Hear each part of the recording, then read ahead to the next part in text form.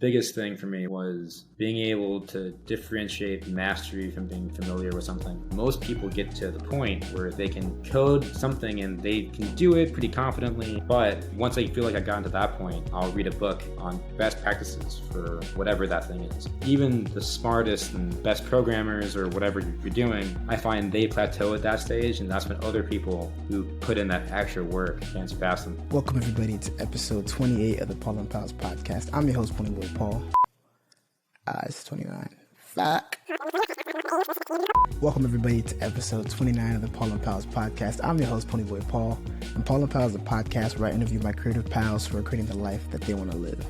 My goal is to inspire others, but really myself, to get up and actually go start creating the life that you want to live.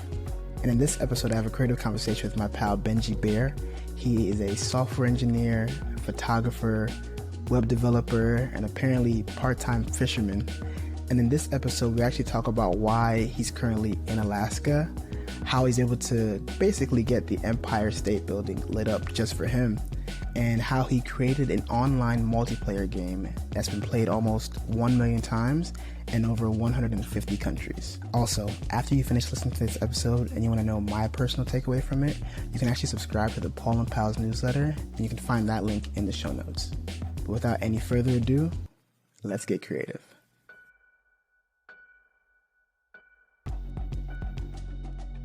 How long have you been fishing? That's a random thing to start the show with, but yeah, no, I've only been fishing for the past 3 months. Okay. I had no knowledge of fishing pretty much until I came to Alaska.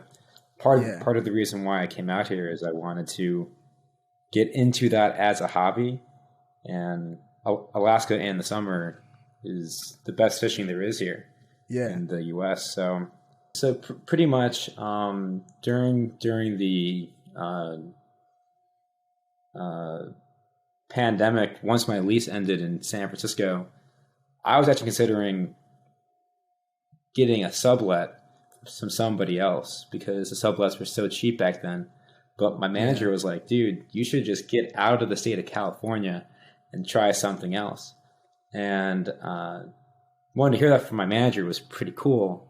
But then within 2 weeks, I ended up getting a lease out in Utah, of all places. And one of the things I really didn't have much experience with was skiing. And when I was there for the winter, I skied almost 50 days and went from zero to being able to hold my own in skiing. And I like that experience. I like picking up new hobbies in general. So when I eventually spent 9 months in Utah, which was pretty wild because I spent 9 months in San Francisco. So what was an aside for me, ended up being the same amount of time. But I was thinking, having a hobby I could do all the time and get good at during this work from home period, I was kind of looking for that at the next place I moved to. And for me, that was either going to be surfing in Hawaii or somewhere like that, or fishing in Alaska. And that was kind of my headspace when I decided to get into fishing. But it seemed like a hobby I could pick up in my free time, and it wouldn't cost me a ton to do it, each weekend and such. I feel like what you just said describes you as a person just overall because, initially I always knew you as a photographer. We went to the University of Michigan, Go Blue, and I used to just hear about you because I was in, ASA or certain different orgs, and I know you used to take pictures for orgs, right? So I always just assumed Benji Bear is a photographer. But then as I was getting ready for the interview, I'm like, oh, he developed a whole game. He likes to travel and he develops websites. And it seems like you've always been very into your hobbies. Is that something that's been a part of you since you were a child, or did that come kind of maybe college, or did COVID cause it? Where did that come from? I think I've always been into picking up a lot of random things. When I was actually my summer after my freshman year of college, I was working in a research lab at the hospital. And the guy who runs that lab, he's a brilliant, super smart dude. And he gave me advice. Like, Benji, make sure you streamline into one thing, get really good at that thing, and don't get distracted by different things. I wholeheartedly have not taken that advice. And I've gotten interested in a bunch of things, and I think it keeps things exciting. But I see. so yeah, I went very deep into photography, and I still do that all the time. But if I had stuck with what I was good at then, I would never have gotten into computer science, and I didn't start coding really until my sophomore year. So, but yeah, I think that's part of my personality I've always had, is to get good at whatever hobby I pick up. I guess I'm assuming it seems like photography is your first. Would you say that's your first love, your first maybe passion or hobby? I don't know. I didn't really start taking photos until my sophomore year of high school. So okay. I was originally in a magnet arts program for drawing cartoons, of all things, and I started taking photos on my way back from the bus stop. I think in the spring of my sophomore year. So it was, so it was nearing the end of the school year, and my teacher was like, "Benji, you're going to buy a camera, and you're going to like it." And we didn't really have photography as one of the curriculum in this program, so I was the only one. Everybody else had a very structured process. They had homework and assignments to do.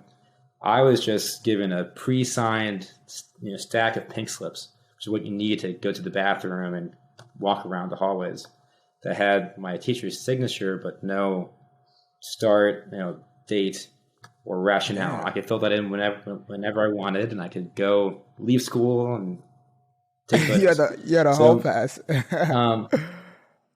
Yeah, pretty much. And I would, come back, and pretty much weekly, we'd put my best photos onto a slideshow, and the class would roast them. And that's how I, Wait, they would roast them as in make fun of you? Just give me feedback. But, oh, okay. I was damn. You'll hear the good, the bad, the ugly. Okay. No, it was not all negative, but it was a great experience. But it was, but that whole process, and, before that I was drawing casually in there. So it wasn't really something that I got into until almost halfway through high school. I was in the sports and that kind of thing. I rode at Michigan for a bit. So I've had hobbies that I've gotten into before I got into photography, but gotcha. Of my hobbies, I, kind of have carried on. People do many things in high school, but the things that have stuck with me, photography has been probably the biggest one. That's a good point, man. And I relate to that. I was talking with a friend of mine last night, and, he's a musical artist, and we were talking about the current school to work pipeline where, just coming into school or college specifically, it's very much like, hey, make sure you figure this out, and you're probably going to be doing that for the majority of your life. And it's funny because I think now that I've been able to have that job, and I'm, fortunate enough to be settled and be okay, I'm starting to resort back to what I initially liked, what I wanted to do, because I've always kind of been interested in making videos. Like, that's what I'm doing more now. So I think it's interesting how we tend to just go back to who we want to be. And it's cool that you've been able to kind of keep that up since it first came to be. And how did that influence your decision going into college? Did you know you wanted to apply to art, or how did it become pre-med? Well, it was interesting. I remember something my teacher would tell me a lot in high school. She would ask me, Benji, are you a photographer? And it was a weird question to be asked all the time, but I remember I had a hard time answering that question. At the time, I was like, photographer is a pretty strong term.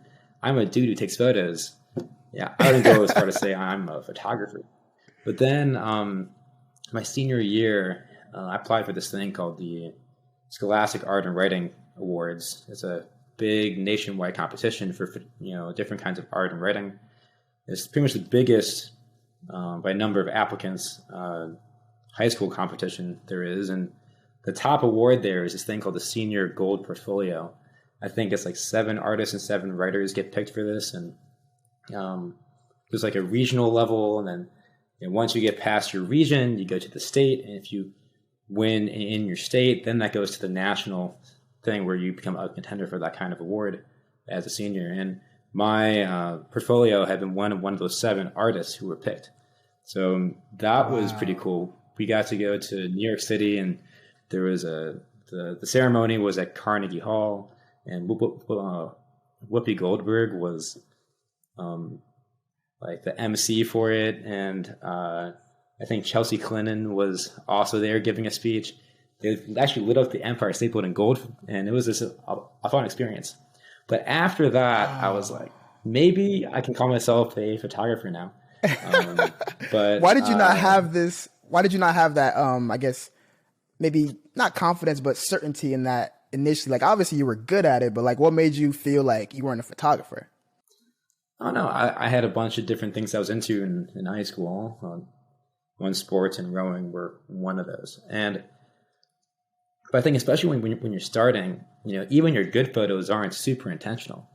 In the beginning, you have a lot of happy accidents where it looks great, but it was, especially if you're not using manual mode in your camera or something, it can be hard to know exactly when you're going to get a great photo or not. Now I feel like I know what the photo is going to look like before I take it, and it's a lot more intentional. I take way less photos per shoot than I used to, right?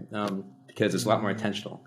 But I think because there was that kind of experimenting process, it didn't really feel like, I don't know, for some reason it didn't feel like it was as intentional enough for me to give myself a title of I'm a photographer. It felt very, very high and mighty. But I see. But pretty much my senior year is when I started maybe taking it a bit more seriously, and winning that competition opened up a lot more scholarships opportunities. So then I started looking into different schools for their art program or dual degree art school and something else.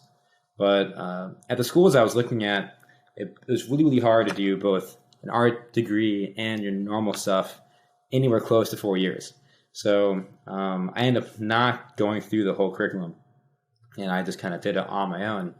But at no point had I really made photography into a business. That didn't come until college, and even then that was by accident. But in college where much more of the business sense and building a team and came in, whereas in high school it's a lot more like high art and like fancy stuff. Got you. And I noticed that a lot of your photography that I saw, I mean, at least at University of Michigan, was more like usually portraits, right? But like when you were applying to, or I guess when you won this national award, what kind of photography were you into, or what were you taking at that time? I've always been into people photos. I think people photos are my favorite thing. Right now I'm doing a decent amount of landscape stuff just because I'm out traveling and it's been a pandemic, and I think running down and flagging random strangers to take the photo is a little bit more taboo than it was, before the pandemic. But I think in general, though, I find it's a lot more easy to express yourself as a photographer with people than it is with a landscape, where there's only so many ways you can take pictures of the same landscape. What you end up seeing is what I often see at these art shows, those outdoor fairs with a bunch of art stands. There's a bunch of really, really good landscapes, but they all look kind of similar. And I find I'm able to kind of have a more personal tone and style with people photos that I think is fun. So the same thing went in high school. My portfolio for that competition was a bunch of people from around my school, and which was in a really rough neighborhood. I think my high school, at least back then, had like my hometown's Rockford, Illinois. We're often labeled as top and not good metrics for cities, but it's been getting a lot better. But I think my high school, at least back then, I think it's pretty similar now, has like a 60% graduation rate. A bunch of the students there are on food stamps. We have like lunch is free. Now, back then, at least, there was a bunch of fights that would happen. We have a police station in the school, so every hallway has cops in it because there's fights all the time. Like we would go on lockdown, not super infrequently, when some of the fights get too big and they need to be able to handle it without people leaving their classes. Did you ever get it was a rough thing. No, it was my analysis on it is that if you're not looking for a trouble, you're not going to get in trouble. I think the fights that happen there are much more political than they are anything else. You get into a fight because you wanted to get broken up and it's safe. If you get into a fight outside of school, you don't know what's going to happen. So I think people who aren't looking for something are going to be totally fine. But that being said, a lot of people did eat lunch in their teachers' rooms. You pick a teacher you like, and you just eat lunch there instead. But anyways, people that I took photos of were in that school and in that environment, and those were the places I had volunteered growing up. So it kind of had a little bit of an edgy tone to it. I think they were all black and whites, or almost all of them were, and for whatever reason, that series of portraits kind of documenting that environment worked out. That's a talent. And you mentioned something about how you wanted to do you wanted to do art curriculum and something else, but you ended up not doing it and kind of learning it on the side, right? So when you got to Michigan, how did you keep your skills up, or how did you improve it and then basically make it a business?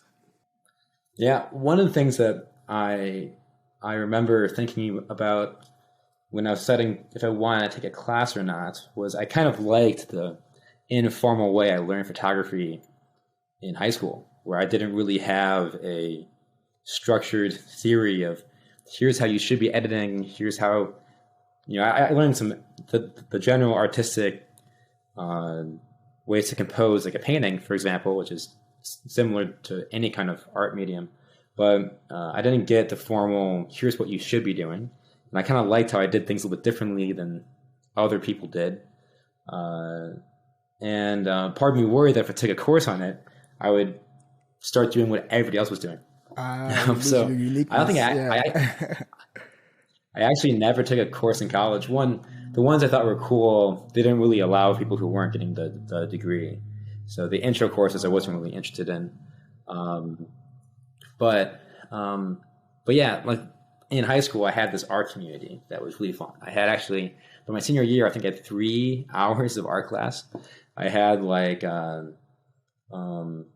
I had one art class, I think a second art class, then I had lunch. So it was kind of 3-hour block where I would often just leave and just go explore abandoned places around the school, and senior year you could do that. So I would just leave, take photos, and come back.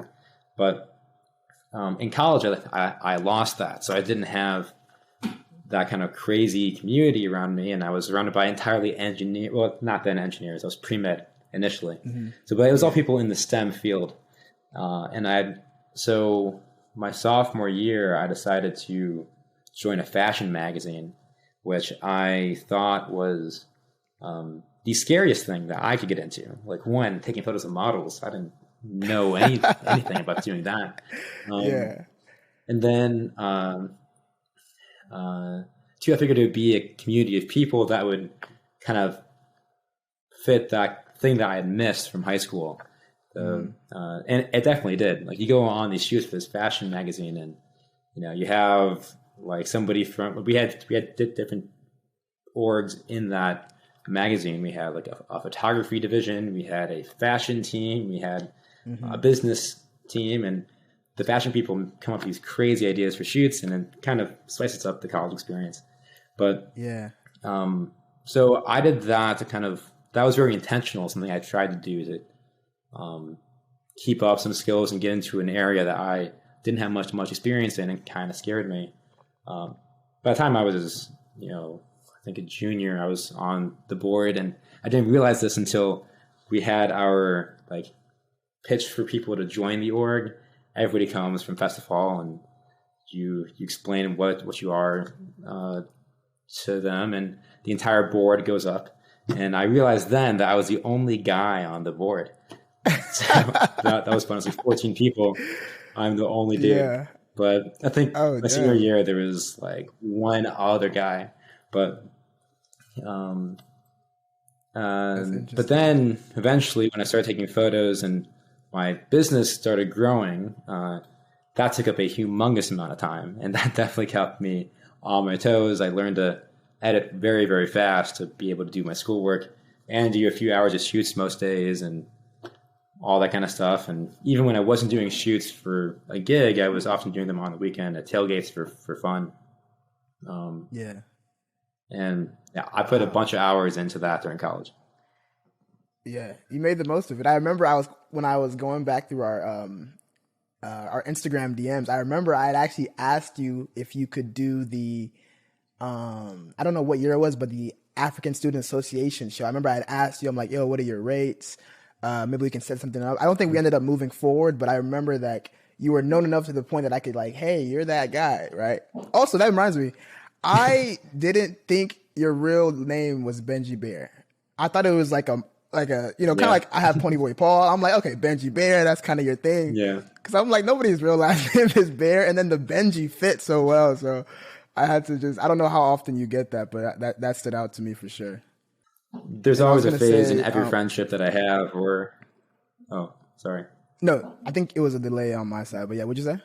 Oh, I was saying that there's a phase in every friendship that I have where that person brings up that they didn't realize until then that my name actually was Benji Bear. For some people, that's within like an hour. For some, it's like 3 months later, and they're like, wait a second, that's actually your real name? I show them my ID.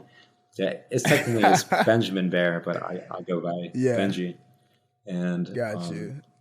But every interview I've ever had, like a job interview, started off with, you have a cool name.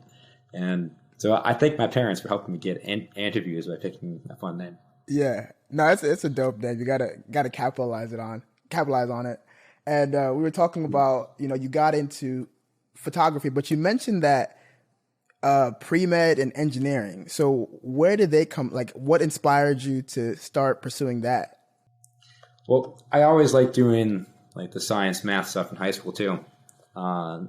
So I knew that I wanted to go into that in some facet. I was a humongous chemistry nerd in high school, and like the chemistry nerdiness runs deep. Apparently, my friends have told me that as a drunk, I am the nerdiest drunk that they know. And I remember I was actually in Mammoth skiing in California 2 years ago, and I was there for my birthday. And the next day, my friends were like, you drank a lot last night. And I was like, well, at least I didn't talk about chemistry. And then my friend was like, Benji, you asked me to quiz you on chemistry formulas at the bar. And she's a chemistry girl, so like it had context. Yeah. But I was like, damn it, that happened again. But anyways, I was really into that stuff, and my dad is a doctor, and I was kind of exposed to the medicine world, and I thought that was cool. But so that's why I originally went pre-med, and I went deep into pre-med stuff. I was part of a pre-med professional fraternity. I had done all the courses for it except for two. And they actually were better grades than my coding courses were. But that was the initial reasoning of why I wanted to go into medicine. But when I started doing research at the hospital, where the guy gave me the advice that I should pick one thing and go very deep on it, I learned to code there. And in that process, I liked it. And by the end of that summer, we had made something that worked pretty well. And I thought that was cool. Someone like me was a complete newbie, could make something that worked. I started taking coding courses, and eventually liked it so much that I got the bug, and I ended up not applying for med school. Wow. So how many years so you went through almost senior year doing both, I guess both curriculum, or did you have to commit to CS eventually at one point? There was a point where I was computer science major doing pre-med at the same time. But I think by sometime in my junior year, I ended up just stopping doing pre-med in its entirety. It was kind of late for me to do the jump. So I'd done pretty much the entire curriculum, but you don't get bonus points for doing pre-med. It's not a major. So I graduated by plowing through computer science as fast as I could to graduate in 4 years, and had no minors, just a computer science major, and that was it. And it seems like it's been able to help you a lot, because I see like you've been able to utilize your skill, because I think you mentioned before on an interview I listened to you where you mentioned like CS doesn't really mean anything until you have something to apply it to. And I'm curious, like, when you, even though you thought CS was cool, did you always have maybe an intended goal that you wanted to do with CS by the time you graduated? No. I remember I didn't have this idea of like, I must do machine learning for certain things, and I must do medicine coding stuff. I didn't have that much of a targeted focus. So I was open to working on a wide variety of projects after graduating. I actually had done all my internships in college were not really for software engineering. They were for cybersecurity. So I was doing hacking stuff, which was a lot of fun, where like one summer I was working with a hacking group where we would be brought in by big companies, and they would want us to hack them like a hacker would. And for some of these big companies, man, it was surprisingly easy. But that puzzle was pretty fun to do. The next summer I was working for like a big bank on their defense, right? So that was kind of cool to try to, instead of trying to break things, trying to, build up a really high wall so no one can, you can get hacked in a second, and you might not even know you were hacked. It's not like a war where if you get hit by a surprise attack, the next morning that you were hit. Yeah. So defense is really, really, really hard. But either way, none of those were software engineering. Those were a specific subset of cybersecurity stuff. And but in my free time, I always like making personal projects. That was a big piece of my personality. Is I always work on. I find I don't feel fully content with my week unless I'm building something kind of from the ground up. And there's and in college that was the same way. There's a long list of past personal projects that was where I learned most of what I know from computer science. I think in college you learn the basics, but I think 90% of what I practically know is from those personal projects. Covidopoly was one of those that became popular during the quarantine period. I think we're almost at a million games played. We're at 984,000, I think, as of yesterday. But that was just supposed to be a 2-week aside. It wasn't even going to be called Covidopoly initially. It was called Benjopoly, and all the cards in that game. All the cards in that game were going to be different people on my team at work. So we'd have an Andrew card or whatever, and have their face on it, and their sound effects would be really funny and have sound bites of them. Yeah. But at that point, I was back home with my family during the pandemic, and my mom was like, I think I have a better name than Benjopoly. And I honestly, I immediately thought that there was no way you could have a better name than Benjopoly. But she's like, what about if you named it Covidopoly and made it all like pandemic themed? And I was like, yeah, okay, that might have some promise. So during dinner, we made up all the card names, and I changed it over the next day, and some things happened, and it accidentally took off, and that was a whole story in and of itself. But I always like doing those personal projects, and so now I work at Google, and pretty much it was those projects that helped me get the skills to be able to work doing a software engineering role here. Benjopoly, that's funny. Don't you just hate when people just name things after themselves? It never goes well. But I love it. Right? Same. But yeah, going back to Covidopoly. Give us a little bit of a background of what that is and how that came about. Yeah, Covidopoly is a online multiplayer card game. It can be played within 10 minutes to an hour, depending on how big your group is and if everybody knows how to play. But it's pretty easy to pick up. It has a lot of similar elements to Monopoly Deal. Okay. I actually learned in the office. Juan, my creative director, he actually told me about Monopoly Deal. He's like the first person to tell me about that. That's funny.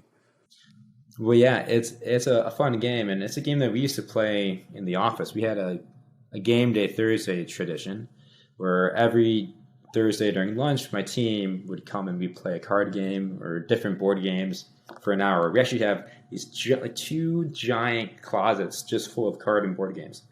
And any game you could want, we would do. But our most common game we would play was Monopoly Deal. So for the first time since I had been at the company, we didn't meet for Game Day Thursday. We didn't have the games we liked to play that were easily accessible online. It's not like people have everyone had an Xbox and you could all play something together. So I decided, we have to do Game Day Thursday. So I created my own Benjopoly, which was, we'd always talked about making our own cards and adding expansion packs to it. So we added in different win conditions. We added in extra cards. And one of the guys who was part of those Game Day Thursdays was my friend Andrew Savage, and he's been my co-founder on this project. And the intention though was purely just for this Game Day Thursday. But while I was developing it, I had some friends who I'd lived with when I was interning in New York City, who even when the site was mostly buggy, barely playable, they would help test out games with me, and we would play for an hour or two every day. And it was this kind of bonding experience I wouldn't have gotten if we hadn't been playing this online game together. And I thought that was pretty cool. So once it was in a passable state, I put it on Facebook, and I was like, hey, if people want to, play this game online with your friends during the pandemic, go for it. And within a week, I was pretty happy that we had 600 games. I was like, 600 games. That was way past my expectations of what people on Facebook would be doing. But some dude, I think from the University of Virginia, a guy I didn't know, he reached out to me and he was like, hey, love the game, but if you wanted to go big, you should post about it in this meme group called Zoom Memes for Quarantines. And I had never heard of this group before, but it had 600,000 people in it at that time. And it was really, really active. And so I was like, okay, I throw a post in there. I had some Tiger King references and such, and in that post, and I was actually writing the first test for the website. If you're a responsible coder, you should be writing tests for your code base to make sure that code quality works and this helps the maintenance of the site. And I didn't do that, so I was writing my first test. And I went to go check the site out at 1 a.m. before I went to bed when I was finishing writing those things. And the number of games was 1,200 games played. And I was like, that makes no sense. There must be a bug, something I just added in. So I turned off all the servers. I restarted it. And it was still there, 1,200 games played. And I was like, well, okay, weird. So it turns out that Facebook post, even though it was posted at 1 a.m, was getting tons of likes and comments, and it was bonkers. By the morning, I woke up at 8 a.m. or 7 a.m. And I think we got into 4,000 games played. And I think there was thousands of likes, hundreds of comments. It was shared out the wazoo, and the site was crashed. It had broken 2 hours earlier. So I took the day off, and I ended up coding pretty much for 24 straight hours, trying to scale the site when it was not meant to get that much traffic. I'd never made a website that was this popular before, so I was learning all these things. The site was really, really slow. There was tons of bugs, but around 11 p.m., eventually I fixed the stuff and it was working in a pretty decent spot. But I was calling all my friends who might know some backend experience or some database stuff, being like, do you have any idea what's going wrong with this? My parents were actually like, Benji, you have to eat dinner. I'm like, guys, you don't understand. It's working right now, but this could break at any point. They're like, Benji, it's not going to break in 20 minutes. Just call me dinner. I ate dinner. I was nervous the entire time. I finished dinner, and within that 20 minutes, the site had crashed. But anyways, I feel like I had learned more than like 2 years worth of just like things you can learn in class, just trying to manage that crisis of scaling the website. But by the end of that day, we had 10,000 games played, which was bonkers to me. And it was fun seeing the growth curve of Covidopoly in those first few days. It was like skyrocketed. But anyways, it's been a great learning experience. But when there was this phase where all these internships and companies were either firing their employees or canceling outright the internship. So a bunch of people I saw on Facebook had no summer plans. They might be working for some company and they what left. time? So this is like during the peak of COVID? Yeah, this was like pretty much, I think COVID was around for like, I think I started making this the week after, like within the week of San Francisco closing down. So I had moved from San Francisco to LA to be with my sister. And I was only there for a week before LA also got shut down. And we then went back to stay home with my family for a few months. So in that point where I was on my sister's couch, though, was when I started making this website. So it was right at the beginning of COVID when I started doing it.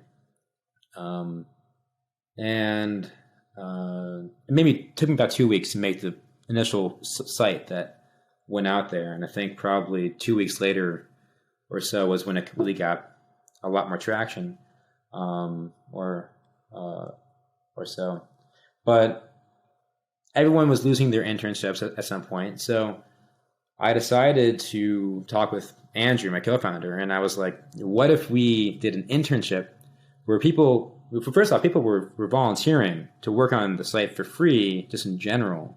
They just want to help. We had engineers all over the place, guys from like Facebook and Amazon and India and wherever else. Everybody was trying to see if volunteer to make contributions. Or we had a guy who's from Xbox, and he actually recorded a bunch of sounds. Sent me like 100 mostly self-recorded sounds that he thought could be good sound effects for the site. But 12 of those were just different sound bites of Trump saying China in funny ways. So because of that, we put in, if you type in the word China into our chat for the game, you'll hear you'll hear Trump say China one of 3 different ways. And people have sent the word China with the intention of that being the secret sound over like 12 million times on the site. So we have a bunch of secret sounds now, and people love doing them. Whenever we update them and put in our version history, like new sounds, someone on Twitter goes through the jumbled up code that in their browser, and they find the one statement that lists out all the secret sounds in our actual code. But there's like a Reddit for people trying to find these secret sounds. We have ones that are typically meant for people from certain countries, because we have a really strong presence in Southeast Asia, so Singapore, India, that kind of stuff, the Philippines. So we have things that only if you live there, you would really kind of get the context for it. Anyways, so people are volunteering to like do this stuff. We had a UX designer from University of Michigan actually wanted to come and make a mock-up for a mobile app, just to do it for her resume. So we ended up making a document, and we advertised it on the homepage of Covidopoly, and I put it on Facebook. That was like what kind of roles we're looking for an internship. We have like a 7-step coding challenge for the software engineers. And within 5 days, we got over 100 applicants from all over the place. And companies were actually sending out this document to their former fired interns. And we're like, sorry guys, but Covidopoly, they're taking on people. And a big newsletter in San Francisco sent it out. Like it got so much traction. Until I took it off, there was over 100 people looking at the document at any point at any hour of the day. Wow. So that was pretty cool. So we ended up bringing on. Were you making money off of Covidopoly at all? We've never put on ads on the site. We easily could have. We could have put ads, video ads, and probably made a decent amount of money. But I felt it was, for a game people were relying to hang out with their friends. I felt like it would, I didn't want to douse them in ads. I also wanted to resist being part of the ad machine for at least a little bit. So I told myself in the pandemic period I wasn't going to put ads onto the site, and we just asked people, to donate if they could. And we have this big wall of people who've donated to the site on the homepage.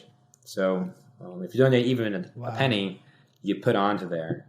We have an in-app store where you can get expansion packs, extra cards, customizations, some extra features, and all things you can earn through like a currency in the game.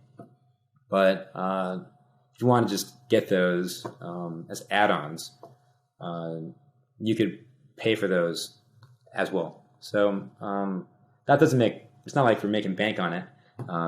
A slight loss at the end of the day now is that people who have donated have donated. But I think it's been a nice thing to kind of support for now. But in the long run, we're going to probably have to put in some sort of ads.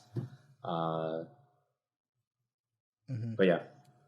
Wow. So people who came on as interns, they were unpaid interns, but we had like 12 or 13 people from all in like 5 different time zones, and they were awesome. We had like software engineers from Brown, Yale, University of Michigan. We had a whiz kid dude who just finished his freshman year of high school, and he has a more impressive resume than 3 Google engineers. It's pretty bonkers guy. But we had software engineers that were older than me, and we had like a sound guy from Berklee School of Music. The team was awesome, right? And we had a 10-week internship. And the proudest thing I have from this entire experience with the website is not having the website that's popular, but how well that team ran. The team dynamic was great. It was really cool seeing people grow throughout the process. The software engineers that came in, even the ones who were young, by the time they left, I thought they were pretty strong at making websites and mobile apps. And it was just a really, really fun experience. And the site was a lot better now. And they pretty much made a mobile app from the ground up in 10 weeks, which was pretty impressive. Yeah. And one thing that I'm kind of curious about that I think is very common now is like everybody's trying to find that one thing that they like and that they can quit their job and fully commit themselves to that.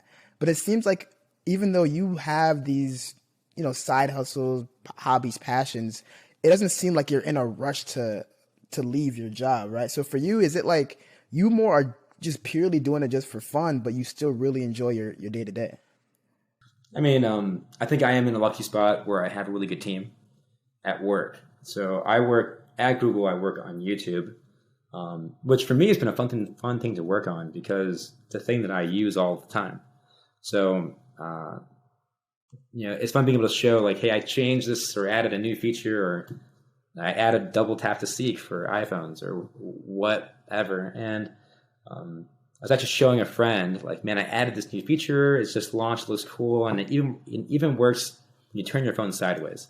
I turned my phone sideways, looked awful. Not from something I had done, but there was a bug that was just on there for a while that no one had noticed. And it was cool being able to go through and fix that. But also that I could grab a beer with anybody on my team and it'd be a good time. It's allowed me to have flexibility to travel during this period of time where I'm not landlocked to a certain region and I can go out and do outdoorsy stuff. But I easily could be in a team where that wasn't the case, right? So I'm very grateful that I have that experience. I think the only thing that you don't get at a big company is just being able to build something from the ground up, and that's what my personal projects do. I think eventually, if I have a great enough idea that it's going to make a ton of money, I would be down to go into that full time, right? But until I have that great idea, And I don't think Covidopoly is going to be the thing that's going to make a gazillion dollars. I'll keep doing what I'm doing, but it has been fun. So I'm just fortunate that I was in that position coming out of college. Yeah, I thought about that just because I think at the end of the day, it's not that people hate their job, but I think it's sometimes when it's not really aligned with what you enjoy, that's what drives a lot of us to like look for something so that we can fully pursue that. You know, obviously it still seems like you want to, you know, if you were to find something, you would still leave, but you're in that fortunate position of being able to, you know, still have a job that you like, right? And I'm curious for you, I wanted to know, are there things that maybe that you want to do right now that you feel like you're not able to yet, or you're kind of still wanting to, I don't know, maybe build a certain knowledge or skill? Are there things that you want to do but you're just not ready for? I don't know. I think I've been able to balance doing my exploratoriness and building new skills while also doing my current job in a decent way. So I don't feel like I've been limited in any way. I think I have an NDA that you sign at Google where I couldn't go through and make a competitor search engine, for example. But I have no interest in doing that. To the lawyers at Google. But I always think there's, you know, if you really want to make something a priority, you can find time to do it. So what I would always do, especially when I was living in San Francisco, is I would do personal projects in the morning on the bus to work, and I would do it on the bus ride back. And sometimes I was feeling really motivated. I'd keep working on whatever I was working on,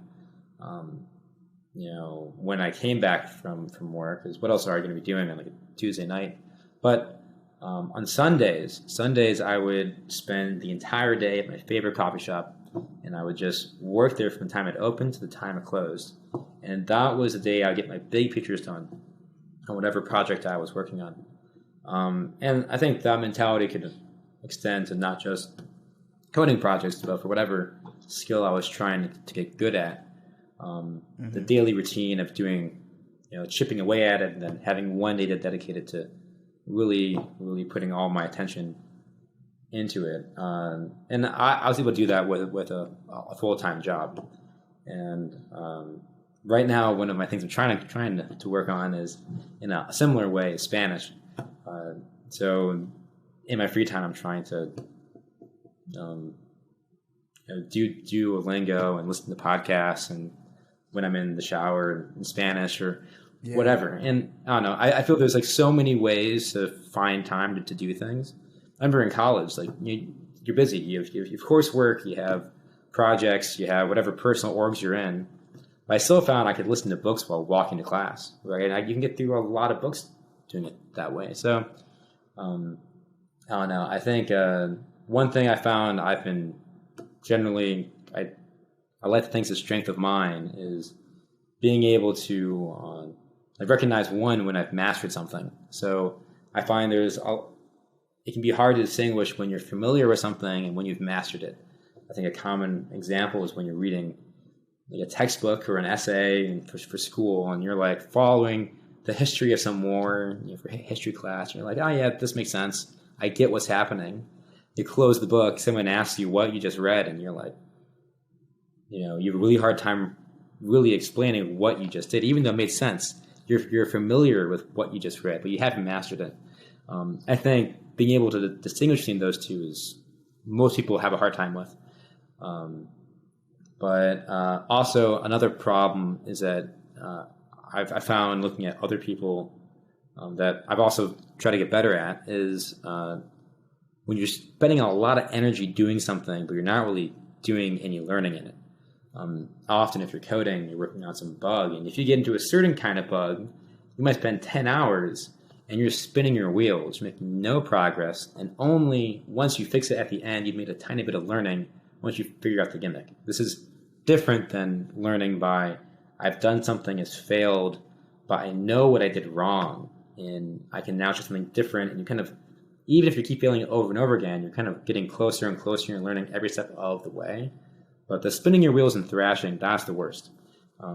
So when we talked to my engineers in my getting started guide for Covidopoly, I told them all that if you come into a bug, right, I think you're going to be able to overcome it. If you still are stuck, I think you're about to figure it out, because if you're in that level of desperation, you're open to seeing the world in any different kind of way. But if you feel like you're thrashing and you're spinning your wheels, you should immediately talk to me. Do not waste any more time working on this, and I'll help put you back on, the rails. I think both of those things has helped me be able to pick up and do different hobbies and get proficient at them in a reasonable amount of time and not waste my time spinning wheels. And you mentioned your strengths is that you've learned how to master things. What would you say is one of your weaknesses that you feel like you tend to fall into sometimes? Weaknesses? This is like one of those interview questions that no one ever truly answers. But right. there's I don't know. I think other people I know who are similar to me, like you're really into side projects. I think it's very easy to obsess over them, especially in the beginning, to a point that it detracts from other things. I think I can fall into that trap too. Another weakness is I'm a notoriously average dancer. However, I try really hard, and I stand by the belief that if you're having fun doing it, no matter how bad you are, it still is going to be fun. At least that's what I tell myself when my sister's like, Benji, you look like a doofus. But I say here's a more serious weakness. I think I have like a super slow reading speed. I think if I took a test, I'd probably be in the bottom 10% of reading speed. To take a small book, it takes me like probably way longer than the average person to get through that book. But which is why I listen to all of my books, unless it's like a textbook and you have to like really, it's like a coding textbook. You can't like have someone read you code. But even then, everyone kind of goes through that at a slower pace than usual. But if you're reading normal writing, that's a thing where even taking like standardized tests like the ACT was tough. I spent a lot of time not even trying to learn the knowledge for the ACT, but trying to read fast enough to read through all of it before the test even finished. Right, so that was what I ended up doing is I just read the first and last sentence of every paragraph for like the reading sections and stuff. But I couldn't get fast enough. But that's a thing that can be kind of annoying. But I can listen pretty fast. So. Gotcha. It's funny you say that because I'm trying to get into audiobooks because I really like to read when I was younger. Like I used to take these, what are they called? Accelerated reading quizzes in middle school and high school. And I was like one of the top in my school. But ever since college, I haven't been able to read as much. So I recently got this Audible trial the other day, and I'm trying to learn how to better market myself. So I started reading this book called This is Marketing by Seth Godin. But I've realized that the reason I don't like audiobooks is because when I read, I don't just like read and finish. I will read something, go back to the top of the page, look at it again, make sure I understand. And I've realized when I listen to an audiobook, it feels like it's going in one ear and out the other. So I think we're like opposites when it comes to like how we consume information. Yeah, I think it takes some training because I find for me when I'm reading a book,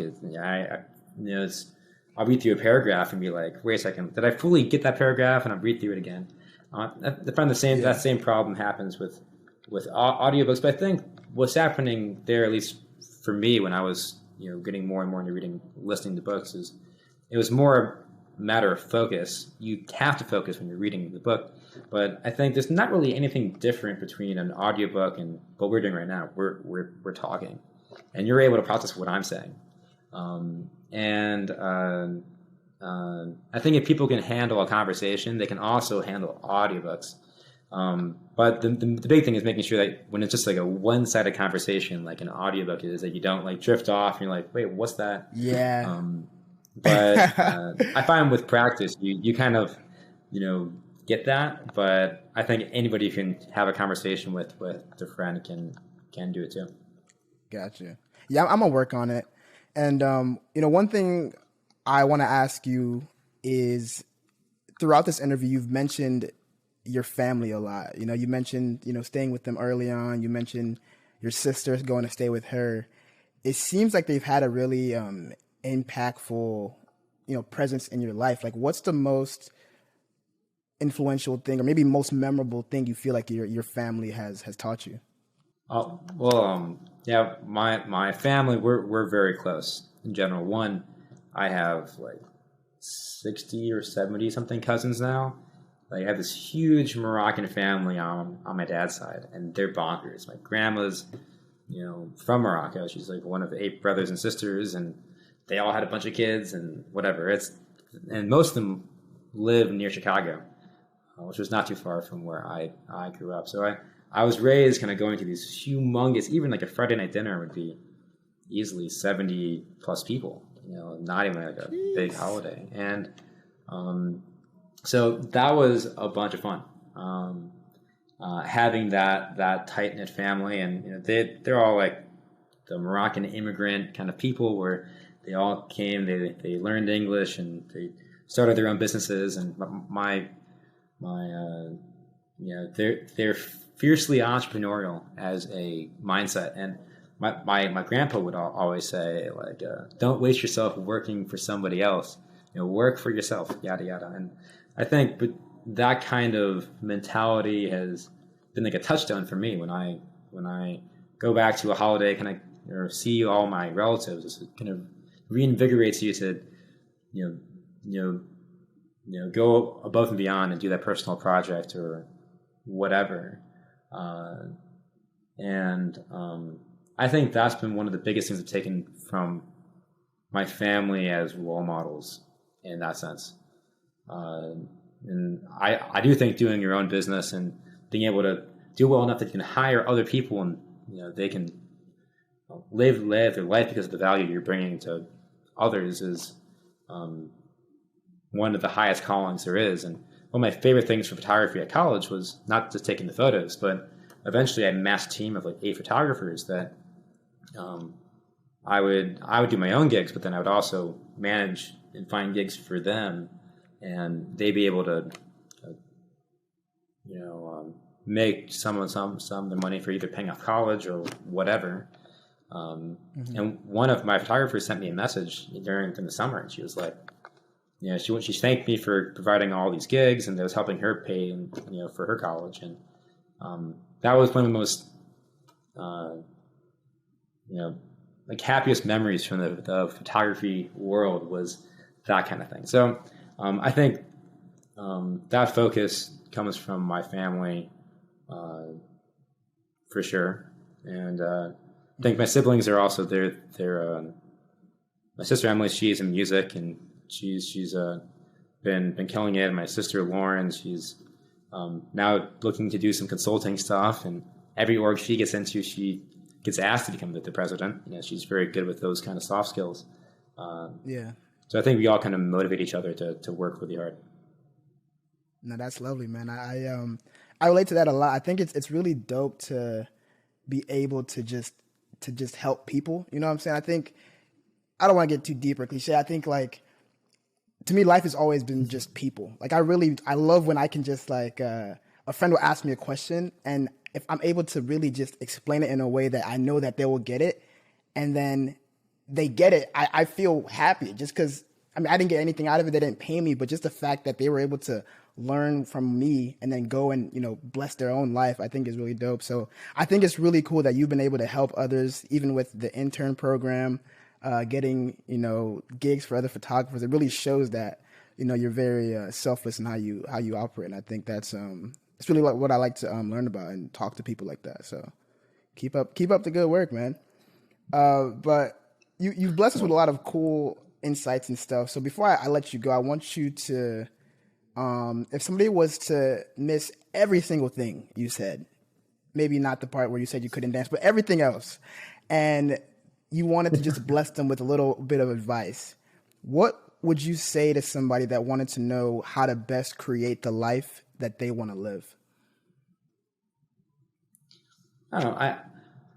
I really do think the biggest thing for me was what I was talking about earlier, was being able to differentiate mastery from being familiar with something. I think that's been probably the biggest thing that's helped me approach whatever I'm trying to tackle. For example, what I tell people who come code for me or with me is you can,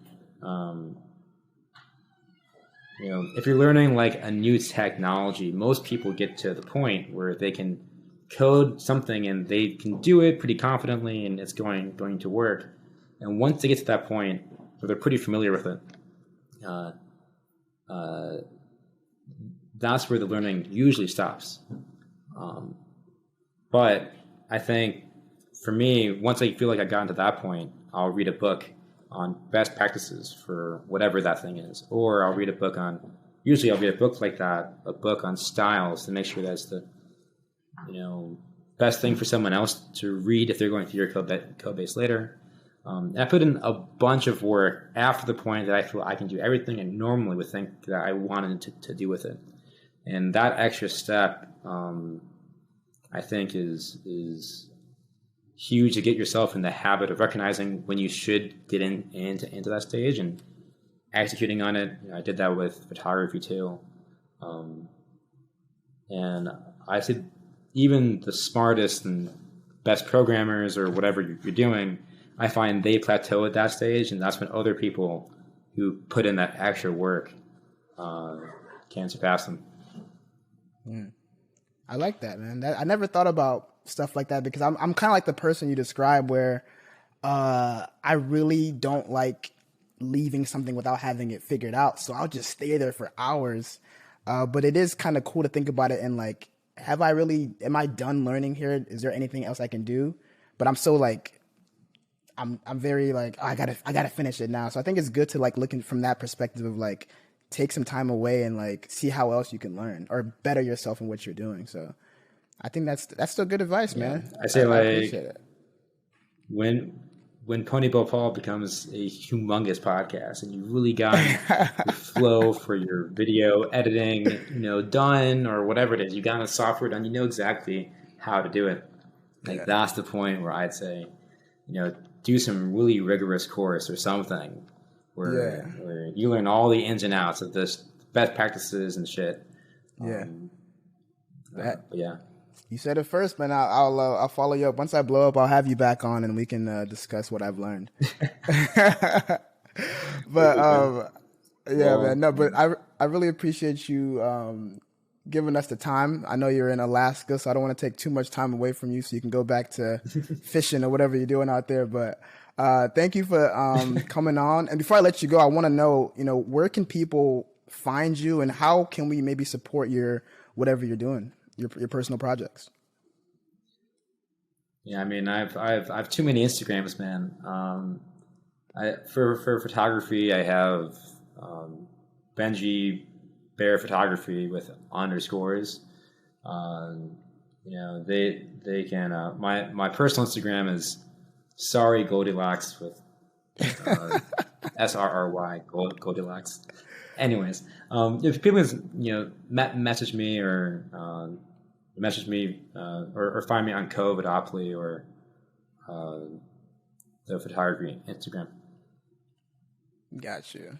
And I think I also want to recommend. I'll put in the show notes as well. Your travel site. That was really cool. How? Oh yeah. Because one thing that stood out to me is that it wasn't a regular travel site. Most of them are just kind of like the place they went to, a picture, and you kind of can just scroll down. But yours is very interesting. So I definitely want everybody to check that out, to see all the places you've been to and just how you really present that information. It's really cool. Yes, that website is called travelbear.photos. And that's one thing. Whenever I make a website, I try to make it. I think there's a lot of laziness in web dev, and every website looks pretty similar. And I try to make something look a bit funky. And for that site, I did not want it to just be the normal medium style image text, and I had a lot of fun making it. Yeah, that's cool. But yeah, man, I appreciate you once again. And to anybody listening, always remember to stay creative. Peace. Thank you guys for tuning in to that creative conversation. I hope it was able to inspire you. And if you'd like to continue getting inspired, there's actually 3 main ways you guys can do that. 1, you guys actually watch all the YouTube videos. That's the full-length episodes and also clips, just to get a little preview about what each episode might be about. 2, you guys can actually listen on all podcasting platforms, such as Apple Podcasts and Spotify, or wherever you happen to listen to podcasts. Please feel free to leave a rating or review. Just to help me out and also get the word of mouth out there. 3, you guys can actually subscribe to the Paul & Pals newsletter, which is basically a written summary of each episode in addition to my takeaway, so that I kind of give what the episode made me think about, what I got from it, link in the description and show notes. But without further ado, always remember to stay creative.